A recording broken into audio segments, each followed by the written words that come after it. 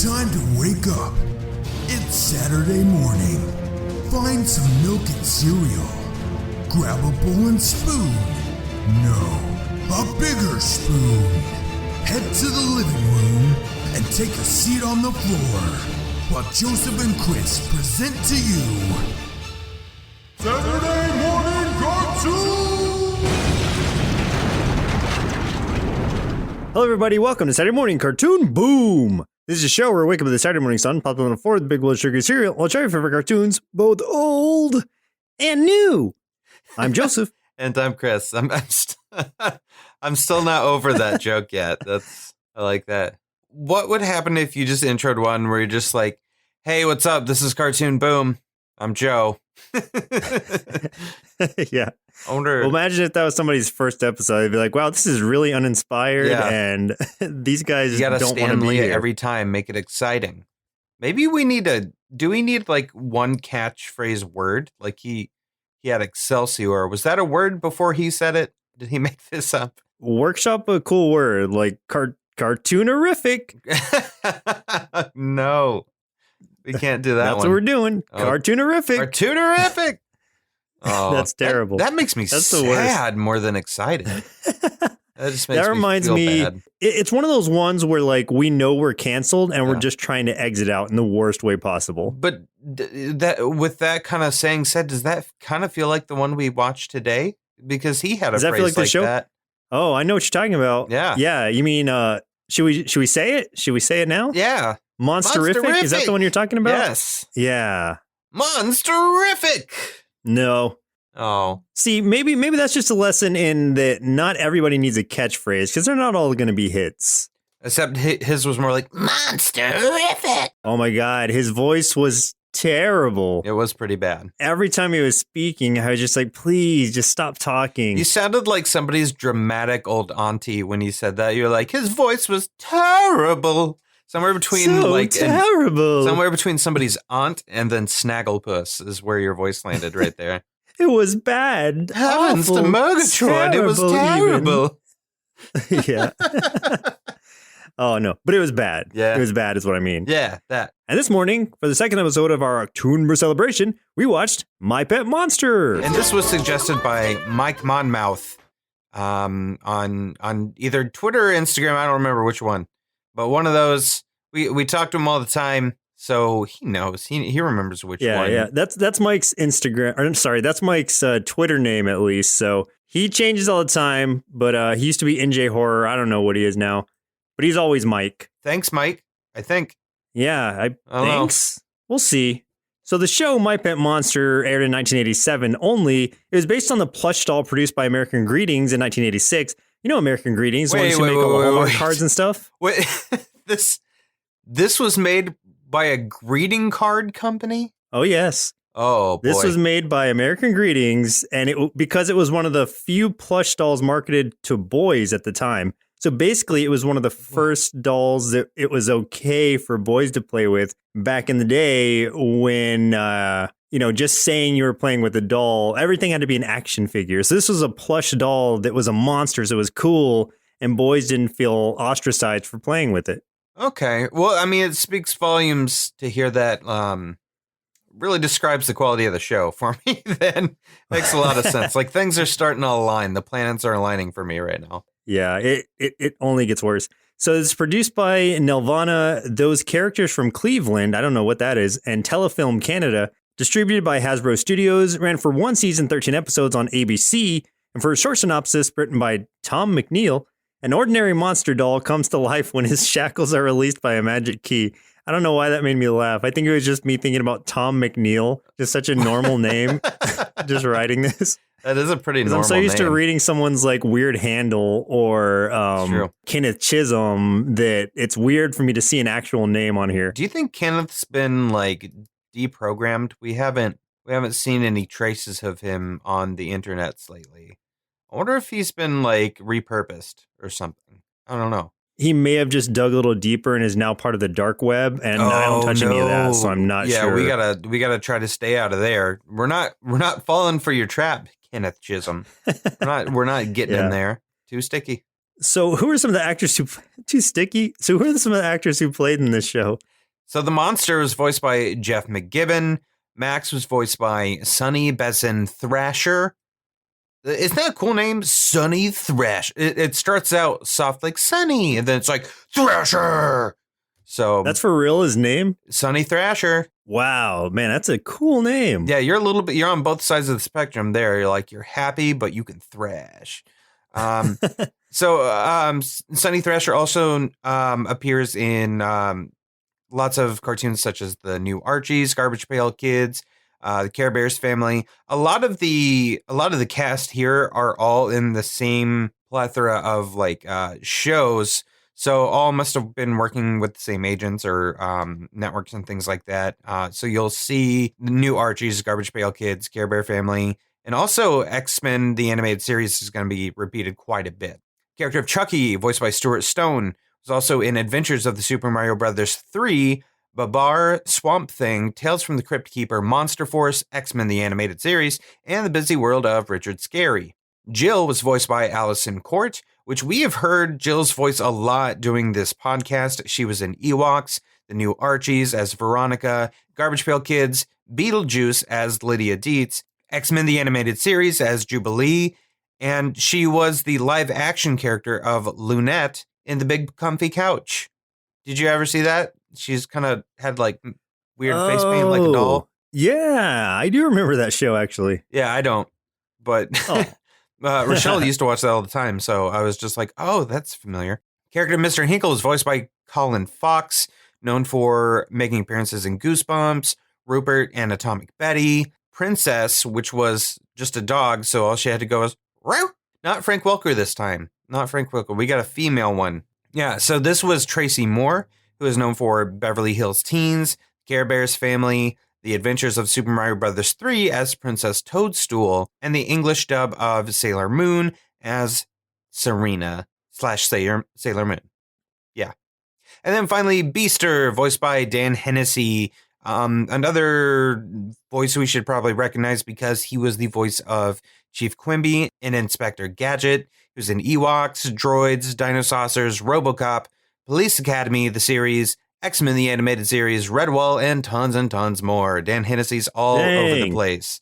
So yes. Nice. So pretty good cast for this show. I like how you're burying the lead here. We'll talk about it.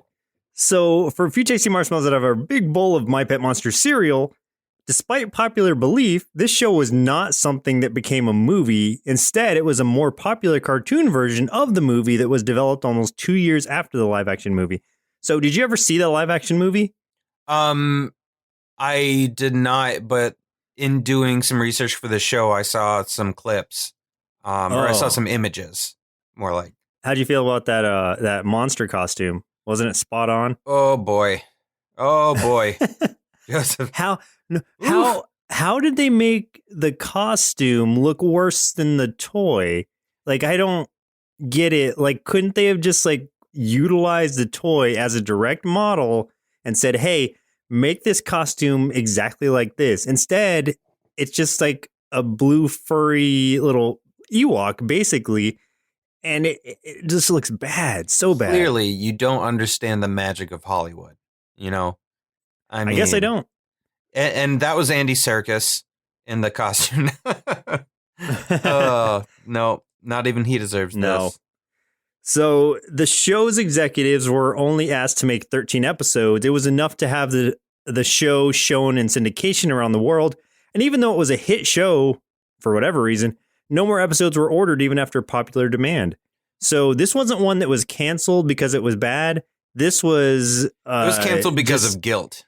I think that's... Well, no, it wasn't even canceled. It just had it had a lifespan. It came in with a lifespan of 13 episodes. They had a plan.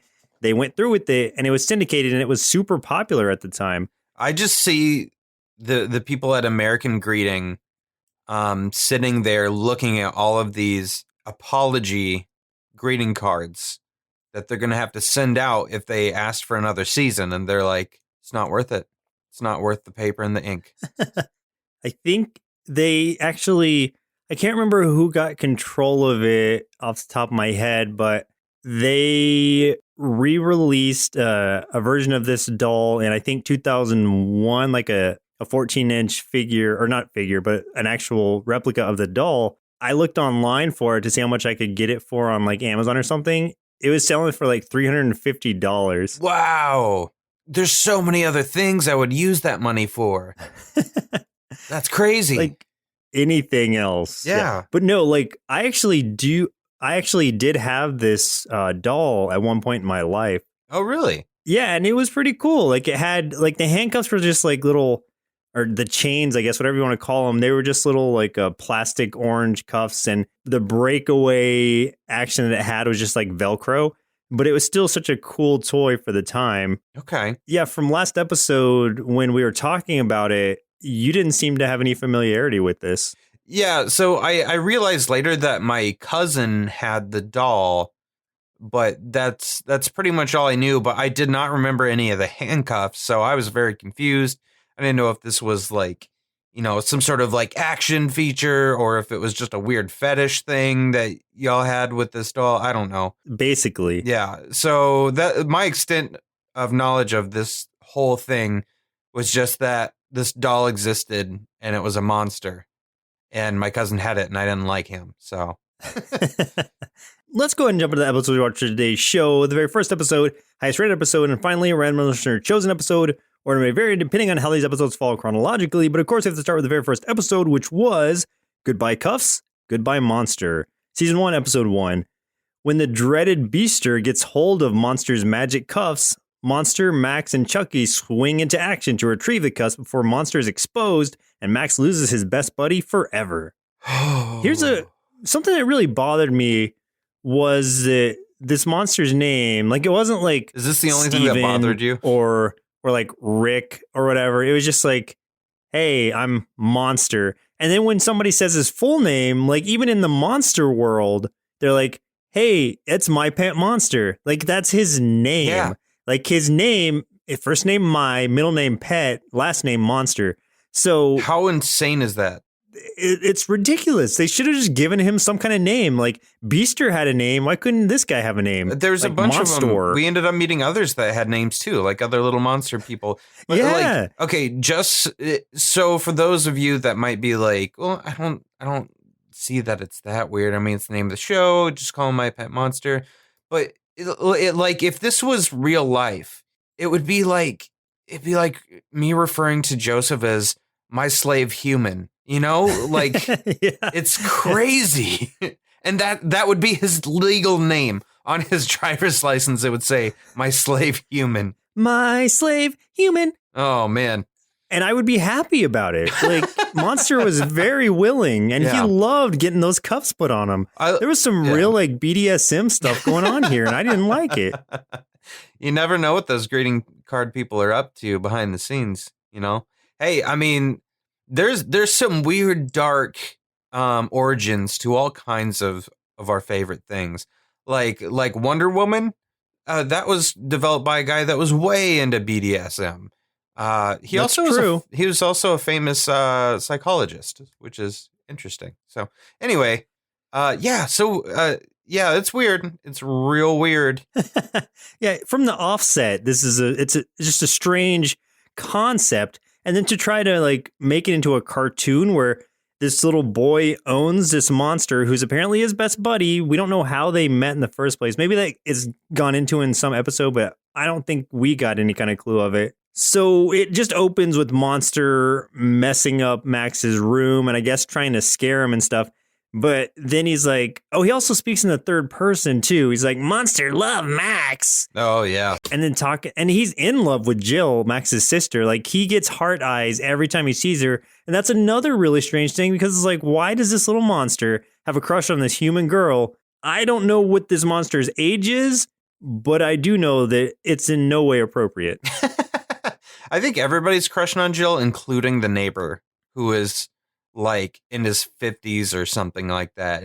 That's definitely troublesome. There's a lot of real questionable things in this one. Well, and here's the thing. And this is something that we've taken some. Oh no! This is something. Okay. Okay, I was just going to say before I forget, not that we would forget because it comes up often, but this pet monster who Max keeps chained up also is only fed garbage. and, and he loves it. He does love it. What? Why? It's got Why? the saddest existence I've ever heard of. Okay, go on. What were you going to say? So here's the thing, and we take a lot of flack for this because all the time, because people will be like, yes, but this is something for kids. So like, you got to assume innocence. And it's like, you know what? Yes, in a way. However, this was all created by adults. So, I mean, made for kids or not, these are adults that are just like, okay, let's make this little monster a slave. Let's make him eat some garbage. Let's get this 50-year-old man here to hit on this 13-year-old girl. That'll be real funny. That'll be real. Oh, the kids will love that one. That'll be real fun. It's weird. Okay, it's strange, and that's why we get a little critical sometimes because we know the kinds of people that are making these. Come on, we know who you are. Well, just the idea that this was made by adults, like a greeting cards company, first and foremost, but also that is kind of instilling seeds of chaining up your, I don't know, friends or pets or whatever. If you want to keep your friends, you got to tie them up. Well, because and I probably did this too when I was a kid. Like, Tied up I your know friends? that with those little handcuffs, they came off. So you could put them on yourself or your friends, chain up everybody. That seems such a bad thing to plant into a kid's head. I'm learning a lot of things about you right now from you having it explains had this. So much. Yeah, just from this doll. So Monster loves garbage, as I stated, and you can't even say the word garbage around him without him going crazy. Like he's cuckoo for cocoa trash, and he. Oh, well put. So when he hears the word, like he goes nuts and he it's trash day outside. So he goes and starts wrecking Mr. Hinkle. He goes and wrecks his garbage. And Mr. Hinkle's one of those characters who he knows he's pretty sure he knows this monster or some wild animal exists, but he can never catch it in the act. And the trick is when Max enslaves, when he puts the cuffs on Monster, he turns into just a toy, just back into the doll. Yeah. Why? I don't know. They never explain it. It's greeting card magic. When he turns him back, he's just a toy, and so he keeps trying to play that, or he keeps playing that trick on Mr. Hinkle and saying oh, we were just playing around. It's just Monster, my pet doll. Yeah. So his whole thing, Mr. Hinkle's whole part in this as an antagonist is to discover Monster and reveal him to the world and whatever. What's really weird about that, though, is the cuffs have a totally different reaction when put on Beaster than it does My Pet Monster. And I don't understand why that is. I thought he was going to turn into a toy also, yeah. Beaster. Instead he just shrinks. He shrinks, gets zapped through a portal back to Monsterland, and then the cuffs just show right back up. Conveniently drop right back into their reality. Yeah. Because without the cuffs, you couldn't keep Monster in toy form, I guess. But it makes me wonder, is Monster conscious during that? I just have questions about this. I have so many questions. There's no answers for it. But, however you feel about this cartoon, though, let me just tell you that it's better than the movie. Because in the movie, Max actually turns into the monster. What? And yeah, instead of him having the monster, he is the monster. He is the because pet of monster. because of some ancient statues that they were on a field trip to the museum or something, and this curator was showing them these ancient statues that were carved of these monsters, and supposedly these monster statues will turn you into a monster or whatever, and it just happens to Max for no reason whatsoever. And then let me spoil the movie for you. The very end, because you never need to watch it. Please don't watch it. Don't watch it. The very end of it, that same curator, he was jealous of he's kind of playing the part of not Mr. Hinkle, but he's playing the part of a this jealous like curator, museum curator who wanted this monster or who wants to capture this monster for himself. And so at the end, after the monster curse or whatever is lifted from Max, we see the museum curator in the museum, kind of in the dark by himself, by the statues, like begging them to give him their power. Like, why wasn't he chosen? And then like this, like the bigger one, the Beaster one that had like red eyes starts glowing. And he's like laughing maniacally as it's like, I guess, transferring its power to him. And that's how the movie ends, with this like weird, dark cliffhanger. Oh, boy. Well, I don't know what to say to that.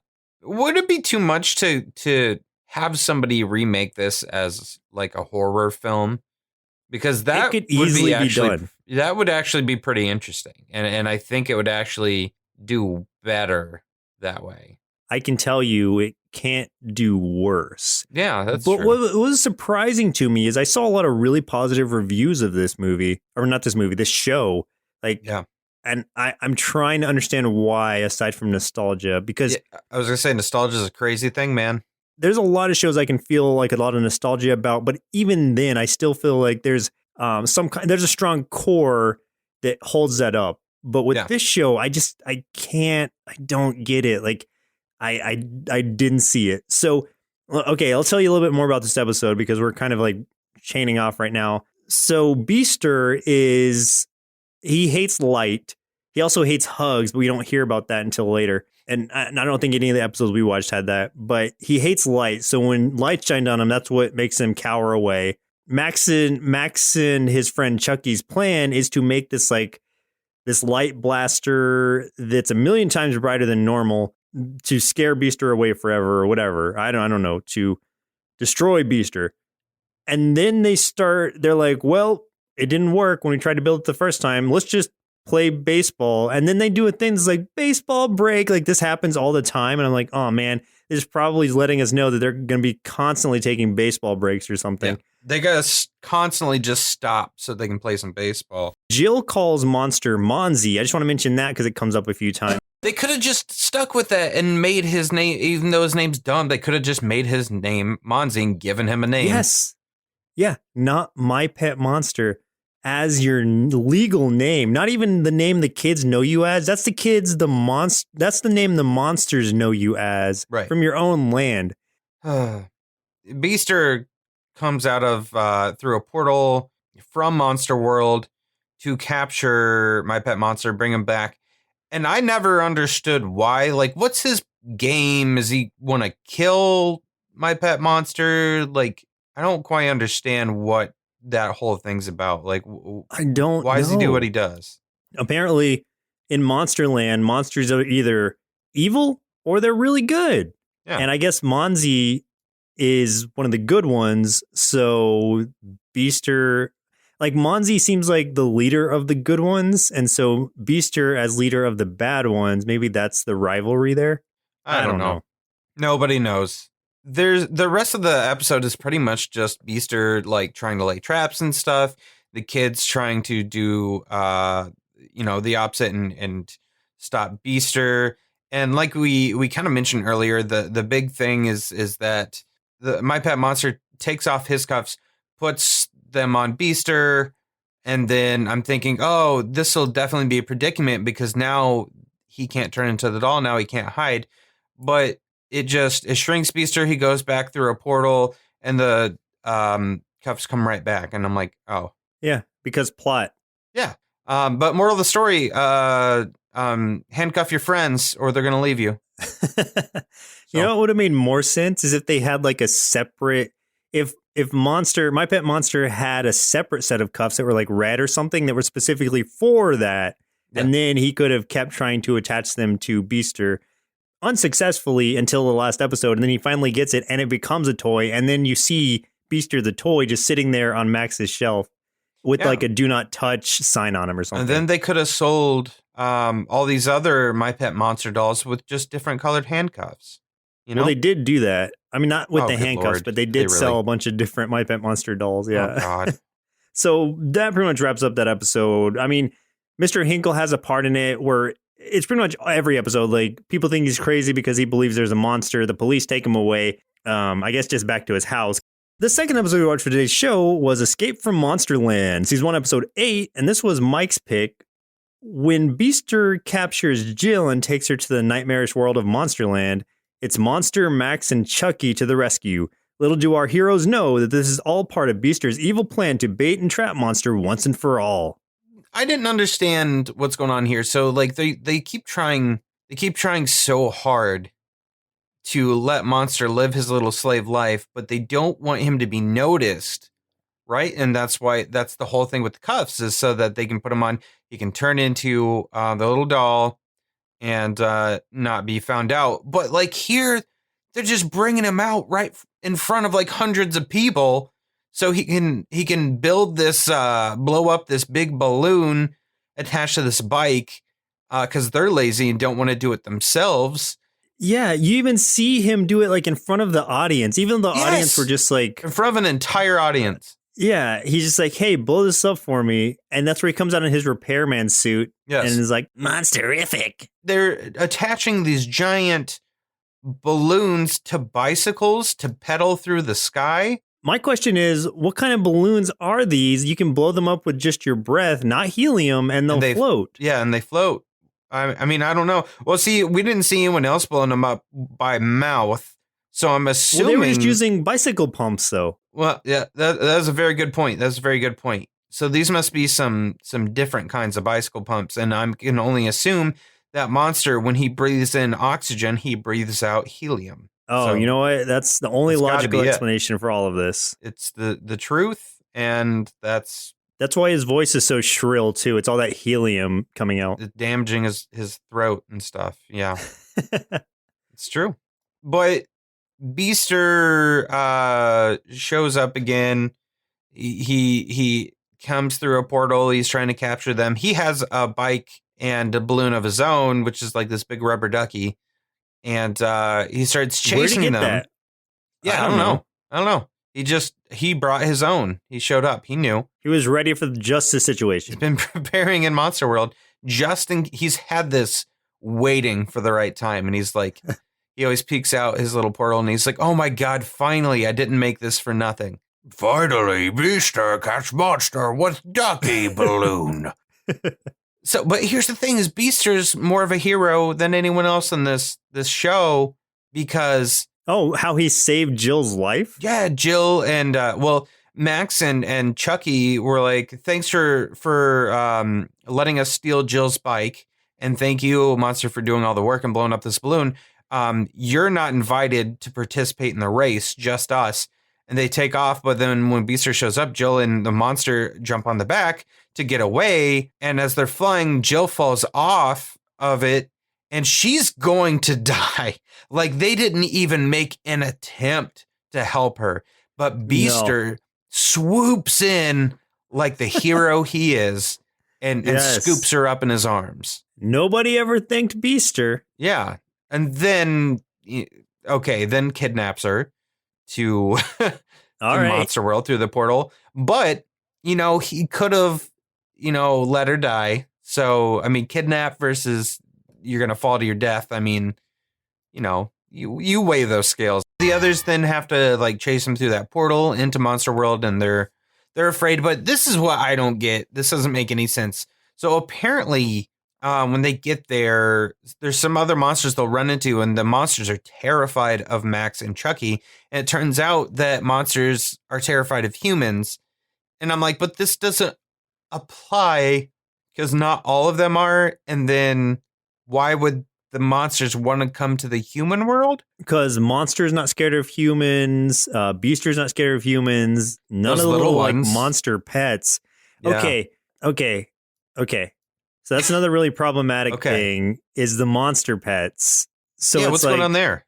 You have My Pet Monster, fine, but you also have these other monsters who are like walk on all fours. They are essentially like, and they have like tails that like wag and stuff. They're essentially like monster dogs, but they can also talk. And but they're called monster pets. So this is like a subclass to an already subclass that is just such a strange dynamic to me. Yeah. So this is essentially a pet to my pet monster. Yes. Yes, it is. Why? Nobody knows, man. Nobody knows. You know, what I was thinking also was, so Jill, Max's sister, is incredibly tolerant of Max's buffoonery. Like, after they steal her bike, she's just like, well, okay, as long as you fix it up or whatever. And like, she's just super chipper about it. She is the exact opposite of Andy's sister from What's with Andy, who was completely logical in every action that she took and was the most likable character because of it. And also, like, if What's with Andy took the same naming conventions as My Pet Monster, his name would be What's with Andy. Like, that would be his full name. Right. Now I want that to be canon. Yeah. Yeah. You know, Jill is a saint for putting up with the garbage that she does. But maybe Don't a say naive garbage, saint. not around Monster. Oh no, now he's gonna eat me. She's a saint compared to what she puts up with and stuff. I mean, naive, but still a saint. Yeah, so we've got the whole bike thing. Jill is saved by Beaster, but then kidnapped. That's fair. And then Chucky, Max, and Monster have to go to Monsterland to pursue them because there's all these random portals that open. I guess Beaster has the ability to open them because it's always like when he's coming through. And so they follow him through. They discover all the monster stuff like you were saying. And there's these monster pets come out. They actually have names, though. Mork, Splork, and something else. I don't remember. I didn't catch all their names. Let's go with Pork for the last one. That could be right, honestly. Mork, Splork, and Pork. Yeah. Yeah. And they are great at leading them to Beaster. So, but Monster, since it's his land, he's taking control. And that like offends Max at first, where he's like, dude, I'm the boss. You know, I have the cuffs. You know, you're my pet. And then he's like, no, not here, monster boss or whatever. He tells them to hold, like, stay put, but they, of course, don't listen. And if not for them, I think that Jill could have been saved much earlier by just Monster. Yes, totally could have. There's a lot of weird stuff going on, man. Some of the animation here is weird too because like they didn't do it in the first episode, but in this one they would do those exaggerated screams where like their mouths open super wide and their eyes get real big, and also like Max screamed his teeth out during one shot. Like he's screaming his teeth are outside of his mouth, like completely outside of it. Yeah, it was almost like a kind of anime level screaming, just the way the expressions were. It was very cartoonish, actually. Yeah, but like not in any of the other episodes. Just this one is when we saw it. No, yeah. It was like a new thing they were trying. They're like, oh no, that looks terrible. Yeah, we didn't like that one. Yeah. We could see the Scare Squad, which is Beaster's, his squad, rolling up, trying to capture everybody. And what's weird is like Beaster also has his own pet monster too, but which is a giant, it's almost like a dragon kind of thing. He calls it the pit monster. But this thing makes sense as a pet because it doesn't speak. It's just a creature, and he's got it in its own little habitat. Like that makes sense to call that a pet. But it was terrified of the humans. Oh, yeah. It was like the only monster that was terrified of the humans when they said that monsters are afraid of humans. So I don't know. But Beaster, like when Beaster found out, because he threw them down that pit, and when he found out that they got away, he had this weird scene where he was just terrified that his pet didn't eat them. Like he's freaking out and scared that his pet didn't eat these people. And that just seemed it was just odd. Like nothing about this felt right. Yeah. Beaster and the Scare Squad try to chase him down themselves. There's a lava scene where there's rope. It's not lava. According to Chucky, it's lava. Oh, sorry. A lava scene. Pronounced lava scene. Yeah. That part ends with, of course, the whole Scare Squad and Beaster himself hanging over the lava. Mm-hmm. One funny part about this show, the one thing I will give it credit for is this next scene where Max, Monster, and Chucky get back into their reality. and they cross the finish line and they're like, yes, we finished. But then like, yeah, but you got last place. Everybody else was already done. And I thought that was pretty clever because I would have been really upset if they had gotten first place still. If they got first place, I would have been like, we can't watch the last episode. We've got to be done. So that actually helped it for me because like, all right, that was a pretty good joke. I liked that. And then Monster's like, yeah, I love being the boss. Let's go back to Monsterland. Everybody's like, no. I don't know why they were freaking out so much. Like they were the ones who were scary to everyone else. Yeah, like they really didn't have a lot of trouble over there. So it seemed pretty easy. But the last episode we watched for today's show was Monster Movie Mayhem, Season 1, Episode 11A. And this was my pick, mainly because I wanted to see its monster movie tie, because I thought it was going to be something different than it was.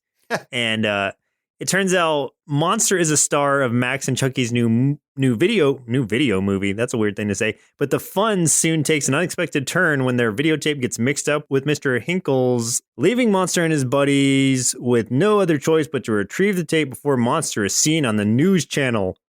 My favorite channel, the news channel. I try to avoid the news channel at all costs, and instead I like to watch movie films. Yeah, I love my video movies. Yeah, video movies are the best. So again, this opens with the Monsterific, and it's the video they're shooting of, you know, a monster movie-esque thing. I think Max comes through to save Jill, or maybe Monster does. I don't remember. They were just making a home movie, and I thought that was going to be the whole focus of the episode, was like creating these different home movies, and I thought it was going to be like a themed thing. But it ended up really backing away from that and turning into just a basic episode. Yeah, and so I guess what was going on is they were making their own little home movie thing, which who didn't back in the day? I did this all the time. But at the same time, I guess the video camera belonged to Mr. Hinkle that they borrowed.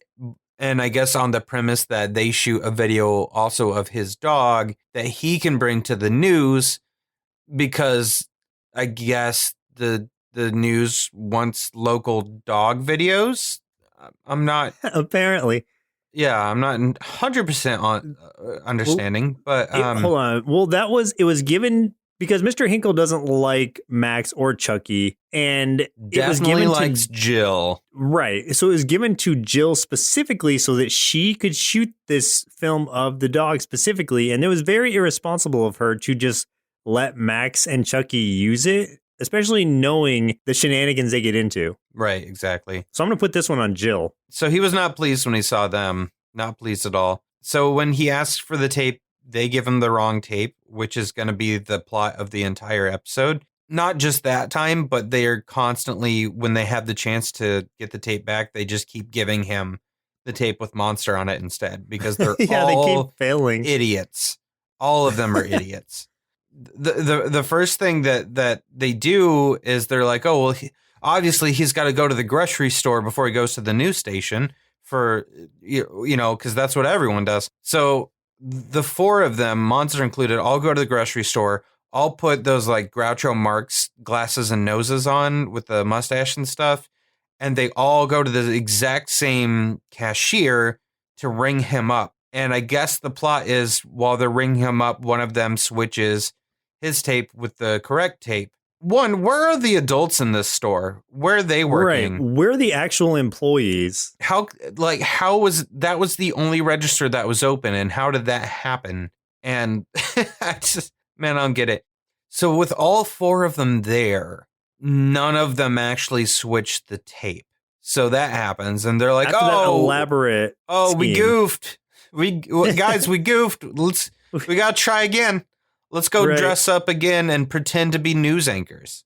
So then that happens. And the idea also at the news station is to scare Mr. Hinkle into dropping the tape or like whatever, like leaving the tape behind. Right. And so Monster like hides and then like jumps out and tries to scare him, but he doesn't get scared because there's also two other people like dressed kind of like aliens behind him. So he thinks it's just part of the act. And he then gives the tape to Monster because he tells him like, oh, you know, I'll take it. Like he's like, you work here. Go give this to whoever needs it. And here's the thing is like, this whole time, I mean, for many episodes, they have been trying to keep Mr. Hinkle from actually seeing My Pet Monster. And here they're like, how do we get this tape back? Oh, I know. Let's introduce him to My Pet Monster and have him try to scare him. Let's reassure all the suspicions he's had of us in the first place just to get this dumb tape back. Yeah, exactly. And somehow... Foolproof plan. And I don't understand how this happened. He had the right tape, he should have somehow, and then gave it to Monster. I'm very confused, man. I don't understand how this happened. Yeah, Monster still didn't switch the correct tape, so all of this was for nothing. There was even an in-between one where Jill and Max were like hairstylist or something, or dog stylist. Yes. And did a similar thing where they were like dressing Princess up and like trying to like groom her and style her terribly to steal the tape, but that still didn't happen. So after 3 attempts, they could not successfully steal that tape. All of it was for naught when they're like, oh man, well, they got the tape, so now we just got to watch the news and see what happens. Monster's going to be revealed to the world. But then it turns out earlier in the episode, and we kind of see this happening, so it's kind of a callback. We see that Monster has recorded over the video they were shooting with just footage of Mr. Hinkle like falling into a sprinkler, Princess getting scared and running away from Monster. Yes. And just all these failures that cause and embarrass Mr. Hinkle to get kicked out of the news station, and his videotape obviously not get taken in as the local dog video of the week or whatever it was. Yeah, apparently didn't just embarrass Mr. Hinkle. Apparently that news anchor was horribly embarrassed because he was so angry. Oh, man. It's like, how dare you bring an embarrassing puppy video into my news station? This is serious news. This is Fox News. We are serious about everything. Don't you dare mess up my puppy videos. This was a shorter episode, thankfully, but that's how it wrapped up. Like, thank you for choosing that shorter episode. I chose it specifically because I thought it was going to be shorter. So luckily I was right. But it also ended up being maybe the worst episode of all 3. You know, I liked Jill up until this episode for the most part. Well, because Jill was a sideline character for the most part in other episodes. And here she was like one of the main ones, also causing mischief and doing it was things. Like she was the responsible one because she was the older sister. And then here they're like, let's just make her as dumb as everyone else. Woo. Yup.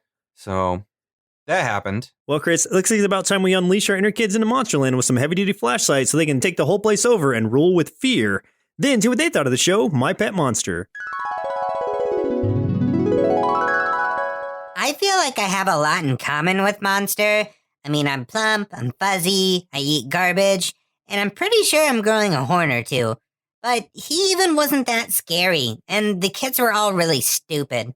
At least my new girlfriend Jill was kind of cute, so I gave this cartoon 1.5 bowls of Scare Squad cereal out of 5. You know, I had pretty fond memories of My Pet Monster, and even remember owning the toy when I was a little younger, but that was before I watched this cartoon. There was some fun to be had here, but for the most part, that's outweighed by Monster's shrill, annoying voice and a lot of very questionable choices. For one, why does Monster have such a huge crush on Jill? And really, the whole idea of chaining up this creature willingly and bossing him around is pretty troublesome. Also, it wasn't very strong conceptually, and the episode plots were just bad.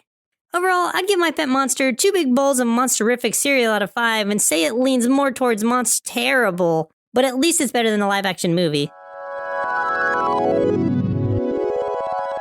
You know, like, I feel like they could have just, I don't know, they could have just called this 90s, the cartoon. Because it's like, this cartoon essentially to me boiled down to 3 specific 90s tropes. One was the older sister as the mother figure, which they definitely executed that, except goofed it in that last episode that we watched. The second trope was make the neighbor the bad guy because they're the neighbor and an adult. Because it's like, you know, whenever he was angry with them and stuff, it was kind of like the sister in What's With Andy, in that, like, they kept doing stuff to him. Like, in that first episode, they, like, trashed his yard. Yeah. So obviously he's going to get mad. In this last episode, they dropped his video recorder. Did I just say video recorder? Really? They dropped his camera, his video in like movie a puddle recorder. and ruined it and stuff. His videotape movie film recorder. They dropped it in the water and ruined it. Like they keep doing all of these things to him. It's like no wonder he's angry all the time, but he's still supposed to be the bad guy because, you know, he's a mad adult.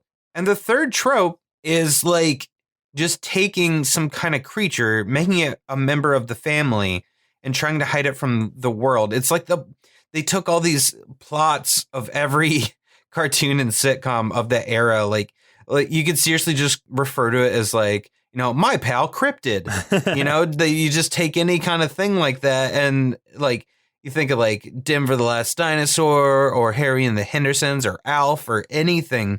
It's all like the same kind of plot, man. Yeah, it was kind of a predecessor to what would become popular in the 90s, since this did come out in 87. But you're right, though. It had just so many of those tropes. And even like conceptually, like none of it made sense. Like it wasn't like there were so many loose ends in all of the storytelling they tried to do where it's like, oh, a monster can only be made, like he has to be hidden by being turned into a toy by these chains. It's like there's never an answer to why.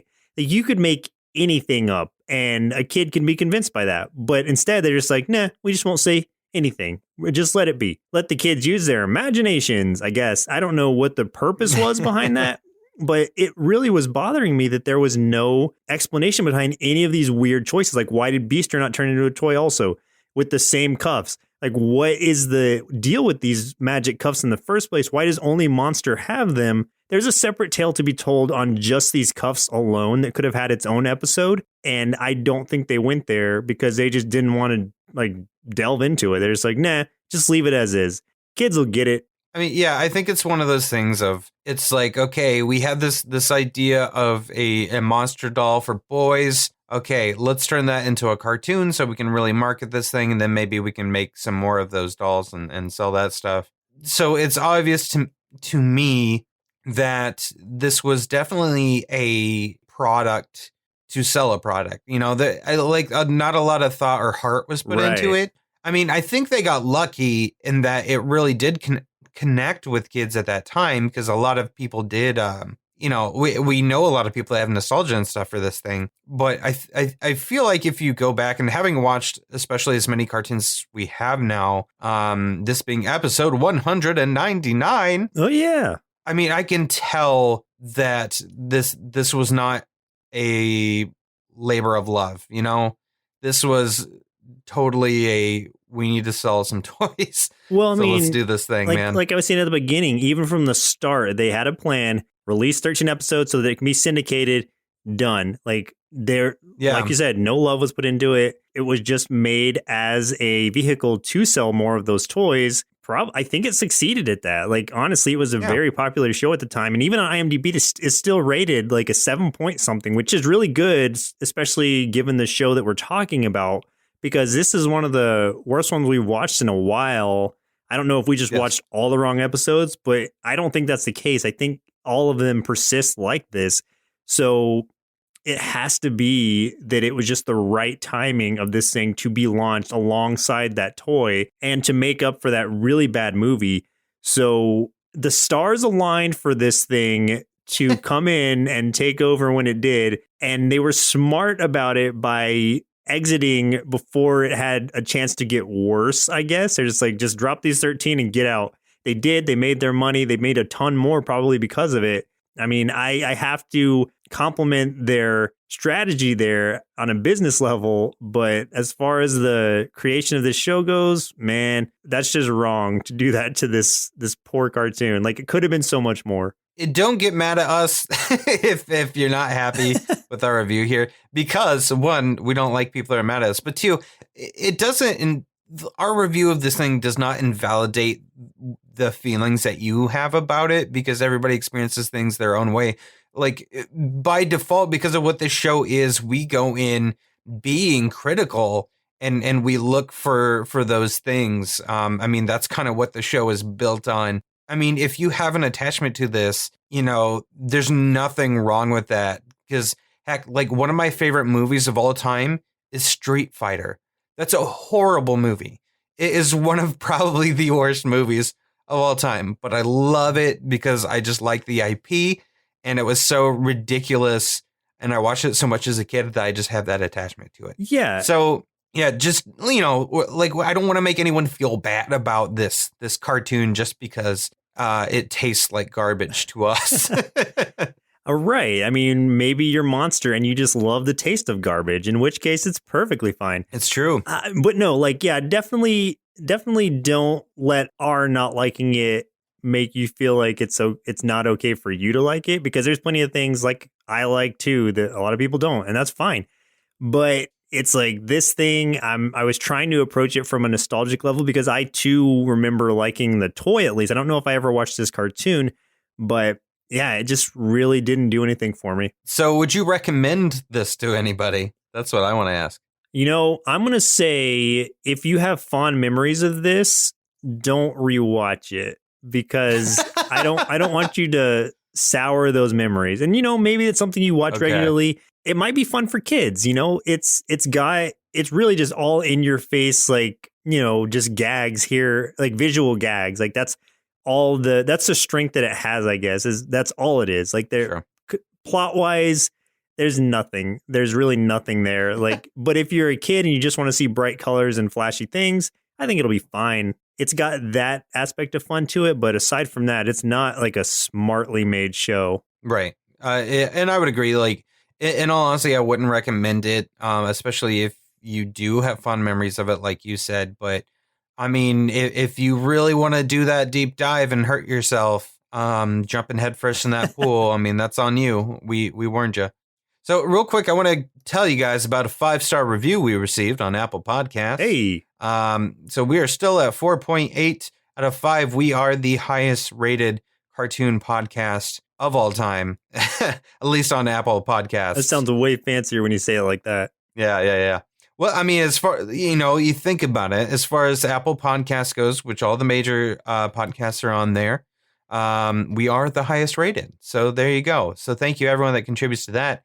This 5-star review is from Dom, and he says, Transformers Prime, please. I really like, and I think now he's talking about our show, I hope. I really like this show. It gives me that warm nostalgia feeling. I'm a big fan of cartoons, and this show is the perfect place to re-find my inner kid. Wait, where'd he go? I would like to recommend Transformers Prime. It is a fantastic rendition of Transformers. He talks a little bit more about Transformers Prime in particular episode he would like us to watch. So I'll skip over all that stuff. But yes, we will add that to our list, especially with that episode. And you did list a second episode for us to check out too. So, or a movie. So I'll look into that. And then at the end, he says, anyways, I have to go find my inner child. He keeps getting scared away by all the bills and taxes. Boy, do we know how you feel, man. Isn't that the truth? I just looked at my bank account today and openly wept. That's what being an adult is. That was partially my fault because I had just visited you and you paid for a lot of food and beer. You got to feed the monster. You got to feed the monster the garbage. Feed me my garbage. So, yes, thank you. Yeah. Thank you, sir. Man, thank you, Dom. That was awesome. That was a great compliment to us. And I do hope you find your inner kid. Hopefully, we help you kind of rediscover him every now and then. Yeah, and I mean, like, for those that listen to the show or have from the beginning, I'm a sucker for Transformers, so I'm looking forward to watching Transformers Prime for sure. Yeah, man. If it hits us anything like Beast Wars did, then I am all in. Yeah.